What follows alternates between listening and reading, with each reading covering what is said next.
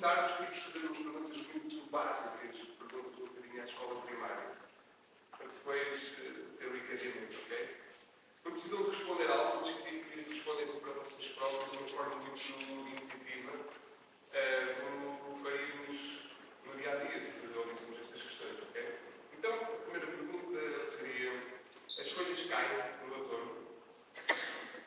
Quantas estações de banho existem? Quantos polos há no planeta? Os animais são afetados pelas fases da lua? Segundo a Bíblia, estamos certo nessa temática, Deus permitiu a Moisés levar a sua família na arca antes do dilúvio e animais. Quantos animais de cada espécie pôs Moisés na arca? Alguns de vocês conhecerão a história, terão dito 2. Mas, na verdade, a figura bíblica que construiu a arca não foi Moisés, foi Noé. Era a arca de Noé. O que eu, de alguma forma, explorei, ou tentei explorar, foi Noé filosófico, ok? Mental. Que é o que me traz aqui hoje. Mostrar-vos o que é que são heurísticas, o que é que são falácias, o que é que são distorções, no fundo, o que é que são erros que todos nós, de uma forma ou outra, acabamos por cometer. A nossa mente é limitada, ela não consegue reter tudo. Ela retém algumas coisas. E no nosso processo de evolução, isso foi essencial. Se repetíssemos tudo, todos os barulhos da floresta, todos os movimentos, não conseguimos reviver. E é isso que favorece confiar em detalhes mentais para nos ajudar a decidir, a responder. Isso são heurísticas. Os nossos pensamentos são intimamente relacionados com comportamentos.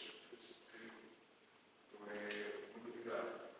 Quando eu penso, desculpem, mas este computador não é muito compatível com a minha articulação, mas pronto, vou fazer umas como estiver. O que eu penso, quando eu penso, eu sinto. E o que eu sinto permite-me fazer. Permite-me obter sucesso. Um exemplo diz este senhor, Roger Bannister, em 1954, ou até 1954, atletas do mundo inteiro conseguiam correr 1,5 km em mais de 4 minutos, nunca menos. Este senhor dedicou mais ou menos um ano a estudar técnicas de movimento, postura, como colocar o pé, quando arrancar, quando diminuir, para tentar bater esse recorde. E conseguiu. Em 1954, Roger Bannister bateu esse recorde. Correu menos de 4 minutos, 1,5 km. Não é muito extraordinário isso, de alguma forma. Hoje em dia corre-se em 2 minutos e 11 segundos, é o recorde. Mas o extraordinário disso não é tanto o que ele fez. O que ele fez foi aprimorar técnicas, treinar melhor. O extraordinário disso é que depois de ele bater no mesmo ano, vários centenas de atletas correram 1,5 km em menos de 4 minutos. O que é que tinha mudado? Apenas uma coisa. As crenças. Que vos vou falar mais à frente. Pensar não é o mesmo que fazer, mas quanto mais acreditamos que algo é possível, maior é a possibilidade de conseguirmos fazê-lo, conseguirmos concretizar. E tudo isto tem a ver com quem nós somos, com a nossa identidade, com a forma como vemos as coisas. Os filtros que usamos na realidade, na nossa própria realidade, determinam aquilo que fazemos, aquilo que sentimos, aquilo que acreditamos. Isso leva, como o Miguel falou, a falar de crenças. Crenças são o quê? São princípios, são máximos, são atitudes mentais que dão ordens ao nosso sistema nervoso para nos direcionar para determinada direção. Eu costumo, em consulta, dar o exemplo da lanterna. No norte do país, eu sou do centro do norte, mas no norte do país, lanterna diz foco. Na verdade diz fogo, no sotaque do norte. Mas lanterna é uma coisa que foco. E é quando nós apontamos o nosso foco, a nossa lanterna, é para aí que nos direcionamos. E as crenças têm este poder sobre todos nós. E elas determinam, embora seja uma escolha, são uma escolha que precisamos de perceber primeiro. Mas determinam a imagem que cada um faz de si, o significado interno e externo que damos às coisas, a interpretação que damos às emoções, os pensamentos que alimentamos, os conflitos e recursos que vamos tendo entre nós e os nossos limites ou potencialidades. As crenças são, sem dúvida, os filtros que usamos para ver a realidade. São ideias que tomamos como verdades. Este mapa é um mapa que vai de encontro ao que o Miguel acabou de falar há minutos, que demonstra como funciona um bocadinho a nossa dinâmica interna. Os nossos pensamentos têm interferência no nosso humor. O humor terá sensações físicas e psicológicas. Isso levará a comportamentos que manterá este ciclo em movimento. Por exemplo, imagine que tem um pensamento automático mais catastrófico, algo que vai correr mal, algo que pode ser trágico. O nosso humor fica ansioso, é um humor mais ansioso. Isto levará a sensações físicas, taquicardia, perto do peito, mãos suadas, ou psicológicos, nomeadamente os pensamentos ruminantes, uma grande concentração naquele assunto. Isto leva a comportamentos de segurança, como evitar qualquer coisa, isolar-nos. É por isso que é importante percebermos o que é que alimentamos, que tendências é que tendemos a seguir. Bom, vamos então falar, na última semana, perguntaram várias pessoas que eram heurísticas. O que é heurísticas? Falar simplesmente. Heurísticas são atalhos que usamos para facilitar as nossas respostas. Vou-vos dar já alguns exemplos. Poupa-nos tempo, recursos, simplifica a interpretação e são quase sempre guiadas pela nossa emoção. Permitem-nos funcionar sem gastar muito energia para pensar. É o chamado piloto automático. São intuitivas, à partida são positivas, provocam um princípio seguro, são rápidas e continuam a ser essenciais na nossa sobrevivência.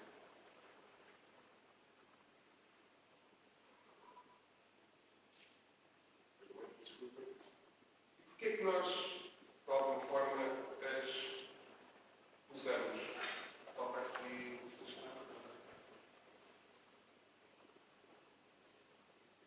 Ok. Porquê é que nós confiamos nestas heurísticas? Por causa de três grandes questões. Por um lado, porque substituem questões complexas por questões simplificadas ou relacionadas. Porque temos todos, de uma maneira ou de outra, mais ou menos uma preguiça mental. E essas heurísticas permitem-nos reduzir o esforço de pensar.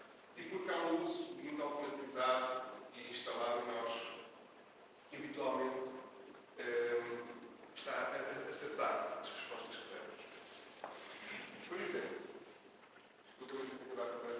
a heurística da disponibilidade é uma das grandes, mais conhecidas heurísticas. O que é isto, a heurística da disponibilidade? É a tomada de decisão, ou dar-nos uma resposta, levada pela emoção. Quando há um evento recente ou uma experiência pessoal muito presente, que tem maior impacto em nós, no sentido de como é que vamos decidir, do que, por exemplo, evidências científicas. Um exemplo é, imaginem que vão andar de avião para a semana ou amanhã e há um acidente grave de avião hoje. É muito noticiado, está-se a dar nas notícias.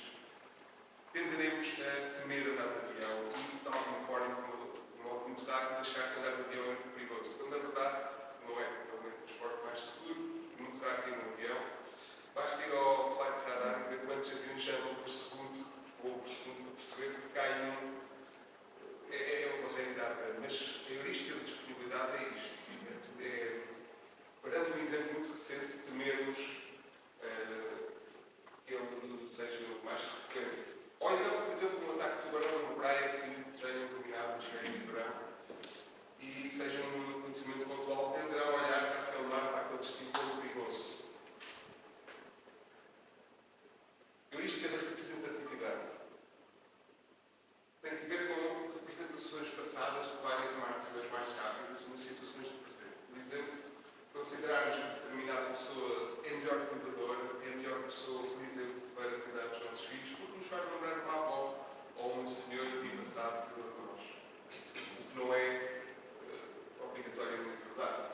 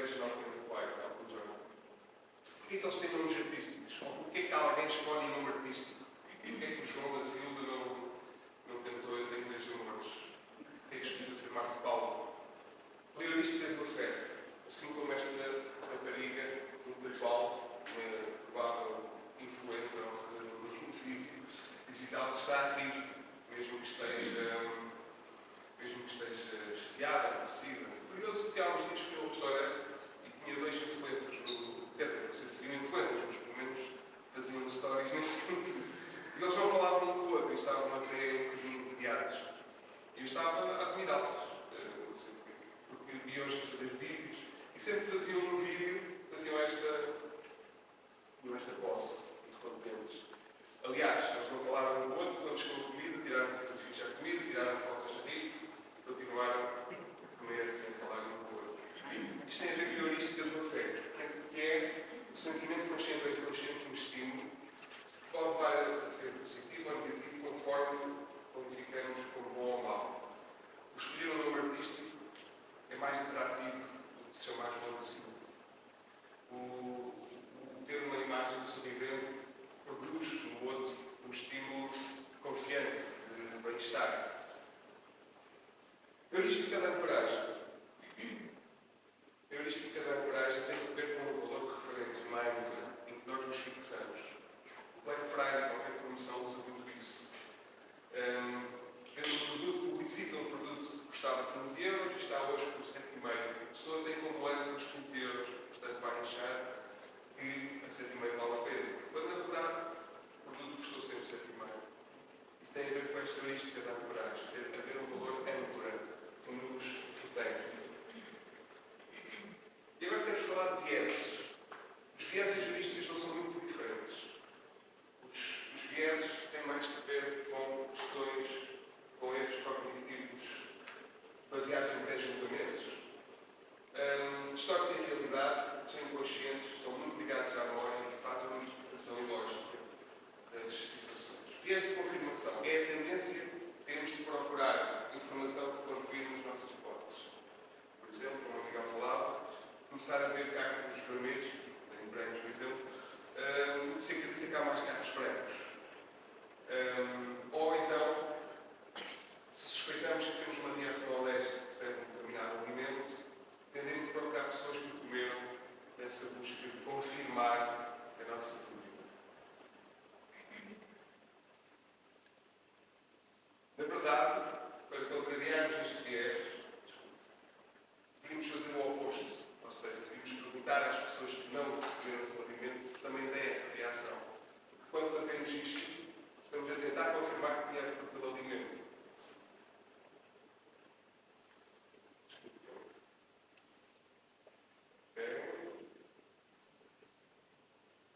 Viés da informação é a procura de mais informações do que é necessário.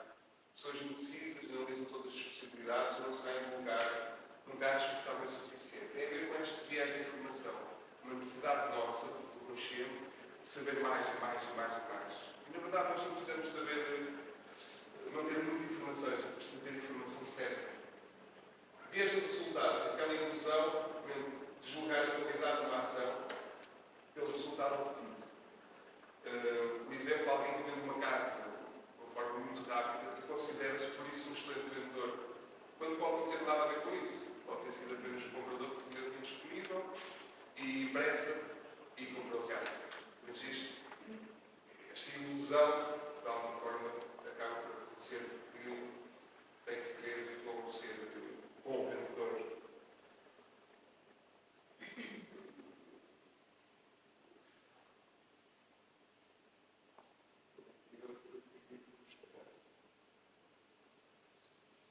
Não quero aparecer. Tudo bem. O viés do placebo, ou o efeito placebo, que é aquela.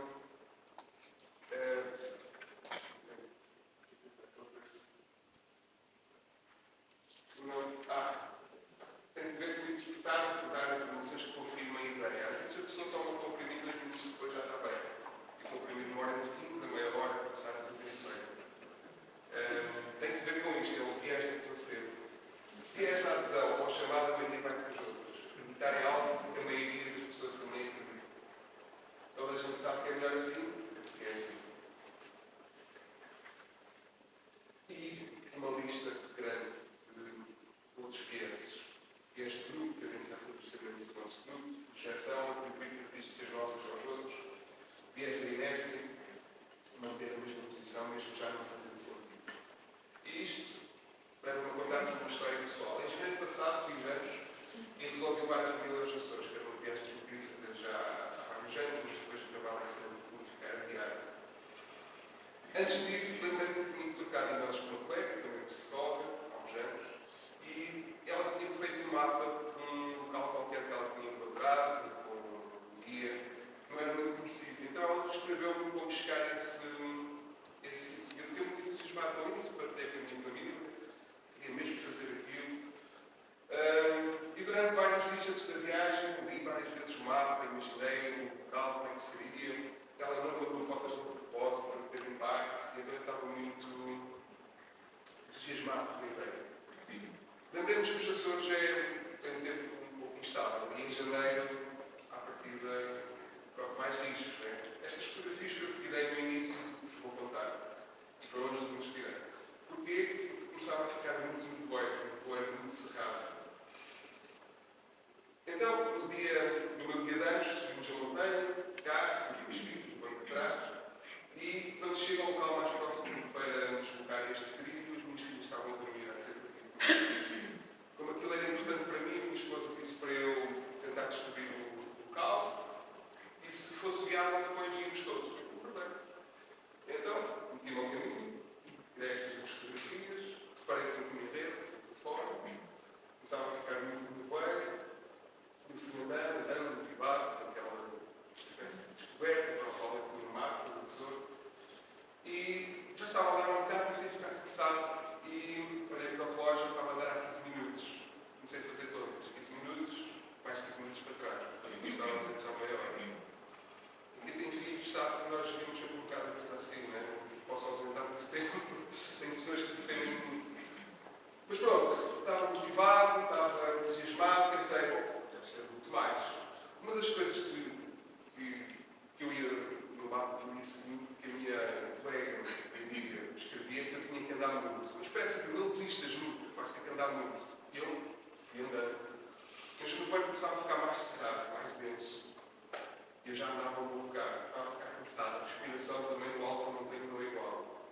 Estou quase a desistir quando vejo um casal sueco, caso dos 60 anos. Partilho com eles quando vou, digo-lhes que tenho matas, ficam entusiasmados, com o meu entusiasmo. A diferença aqui é que eles estavam mais maquiados que eu. Eu ia um pouco à civil e eles iam praticar o trekking, o gorro. E então fui com eles, fomos falando, partilhando, fomos falando do que eles eram, o que eles estavam a fazer, o que eles estavam a fazer, cheguei. Mas eu comecei a ficar muito cansado e reparei que o nevoeiro estava a tirar de facto a visibilidade quase total. Para a frente desse pouco e para trás ainda se via qualquer coisa. Partilhei com eles a minha vontade de desistir e voltar para trás. Mas eles desistiram que não, se calhar estaríamos perto e eu, como estava com eles, resolvi continuar. Mas nestas coisas, as coisas mudam muito rápido e em pouco mais de um minuto ou dois o nevoeiro ficou muito cerrado, já não se via praticamente nada. E nem se via para a frente, nem se via para trás. Foi preciso que um dos elementos, um dos membros do casal sueco começar a tossir imenso, para eu acordar um bocado para a vida e recorrer às minhas competências psicológicas. Isso foi que estava a cometer 2 erros. Já disse quais foram. Decidi voltar para trás, assisti com eles, mostrei-lhes, apresentei-lhes factos, estava muito denso, e não vai perceber praticamente nada, que era melhor irmos todos. Então, acabámos por ir. E o que me entreteu até ao carro foi eu pensar nos 2 erros que tinha acabado de cometer. Por um lado, o erro do viés, que estou a ficar da inércia, foi quando eu comecei a ficar cansado, quando eu comecei a duvidar se devia continuar, insistir.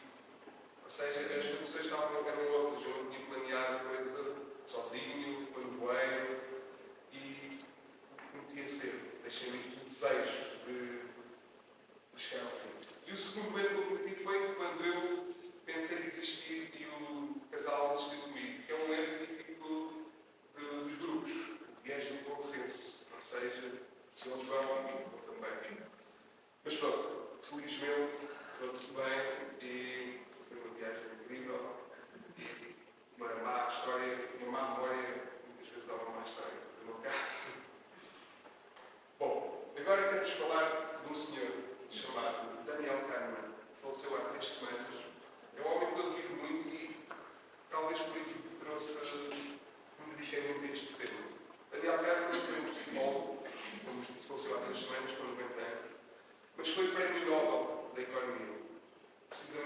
aplicação da psicologia às ciências económicas. Nomeadamente, isto se gostou a apresentar os erros cognitivos, as falácias da nossa mente. E ele, desde os anos 70, dedicou-se ao estudo disto e apresenta-nos dois sistemas de pensamento que nós funcionamos. O sistema 1, que é o mais antigo, muito rápido, é aquele que nos permite andar em piloto automático, não necessita de processar sentimentos e emoções. O sistema 2, mais lento, crítico, mais científico, traz um grande gasto de energia, é o pensamento crítico. É o sistema 1, responsável pelas falácias da nossa mente. É o responsável por irmos erros quando as condições mudam e continuamos em piloto automático. Foi o que aconteceu nesta história que vos contei dos Açores. E o sistema 2, responsável pelo pensamento racional, que é importante utilizarmos mais em situações importantes de vida. Saímos um bocadinho deste sistema 1, deste piloto automático. E é o sistema 2 responsável pelo autocontrole. Quero-vos falar também de memória, porque uma das causas grandes erros cognitivos são as nossas memórias, ou falsas memórias. Uma colega psicóloga, decidiu fazer um estudo e convocou na universidade dela voluntários para esse estudo, sem lhes dizer que estudo seria esse. E, ao estudar o perfil dos voluntários, percebeu que vários tinham ido à Disneyland. Então decidiu ficar por aí e fazer um experimento. No dia da experiência, da entrevista, e enquanto estão em espera para a entrevista, para a experiência que eles receberam aquilo, ela decidiu pôr imagens da Disneyland e deste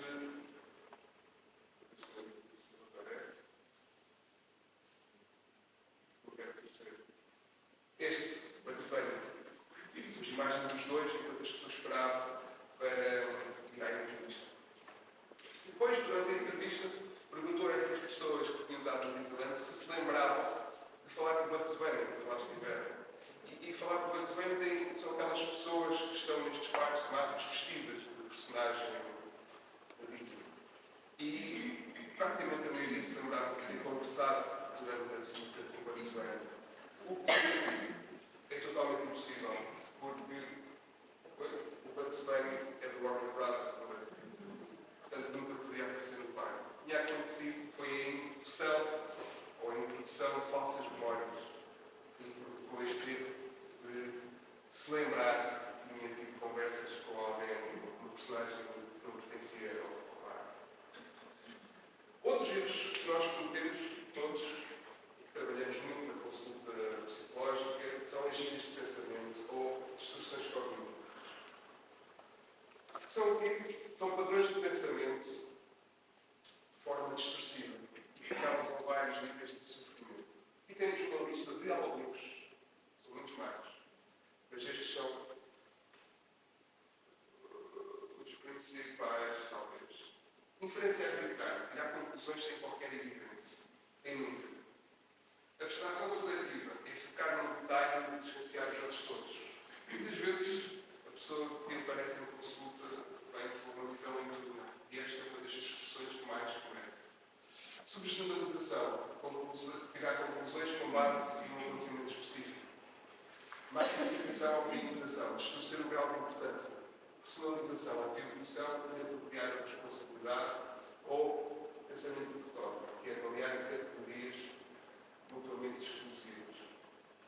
As distorções cognitivas são as grandes responsáveis pela manifestação da tríade cognitiva presente na patologia.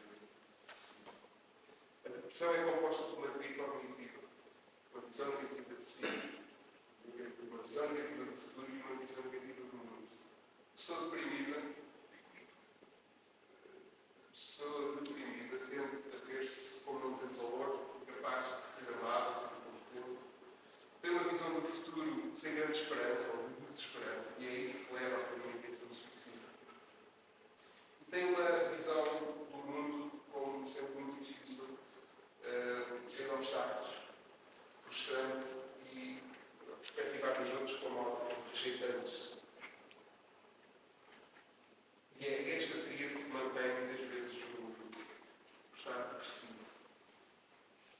Pareidolia. Pareidolia é um fenómeno muito interessante de alguma forma, falácia da nossa mente. Que é o fenómeno de identificar gostos onde não há gosto nenhum.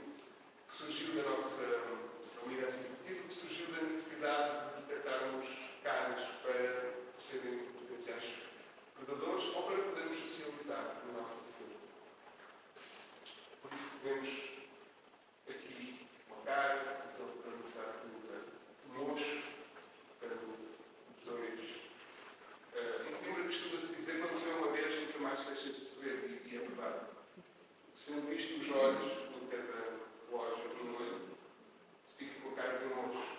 E aquela casa também com um aspecto de rosto. Este é o Rorschach, um dos testes psicológicos que mais vigorou até hoje no consulto de psicologia e atua muito na base da pareidolia, pois é a projeção do mundo interno da pessoa que constrói nestas manchas imagens. Outra falácia da nossa mente é o efeito alvo, ou o chamado as primeiras impressões e reações que contam.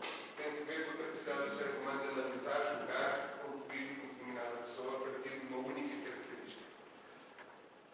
Thorndike tem uma frase que caracteriza muito bem este efeito, que é: se vemos uma pessoa em primeiro lugar com boa luz, vai ser difícil posteriormente escurecer essa luz. Tem que ver com isto, as primeiras impressões ficarem marcadas. E o efeito manada, que é, quem não se lembra da pandemia, da corrida ao papel higiênico, de uma forma totalmente racional. Costuma-se dizer que quem tem rabo tem medo, talvez tenha acontecido, mas no fundo tem a ver com seguir ações de grupo de forma irracional. Toda a gente está a fazer, deve ser para fazer. E agora eu queria-vos dar aqui algumas ideias para ultrapassarmos algumas falácias, alguns erros.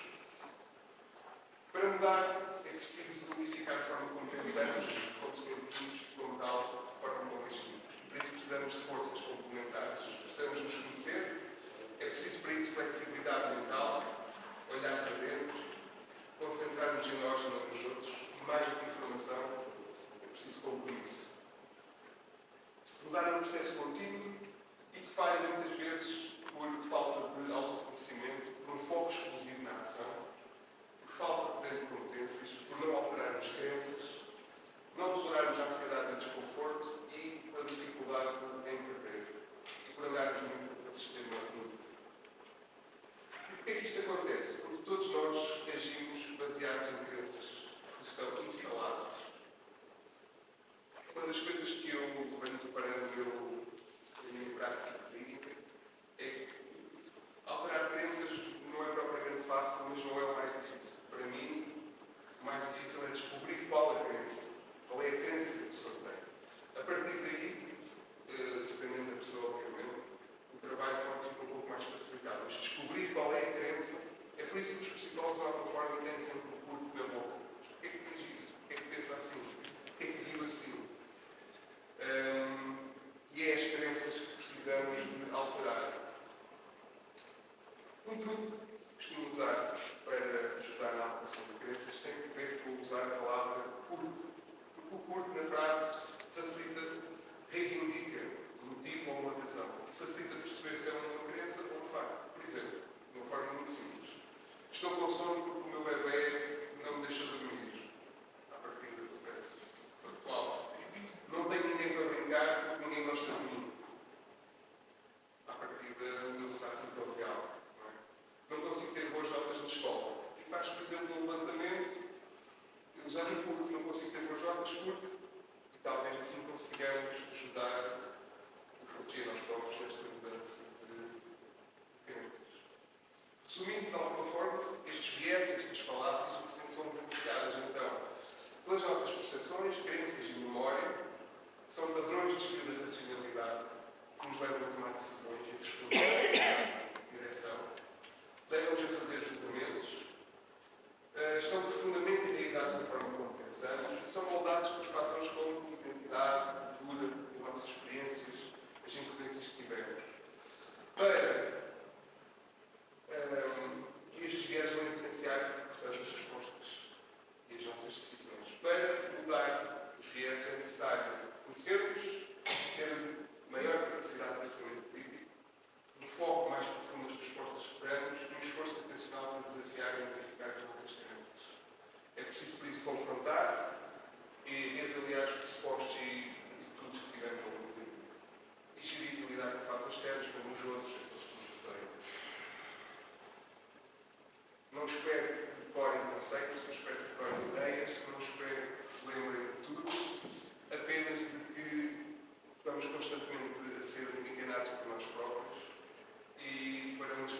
consciência mais organizada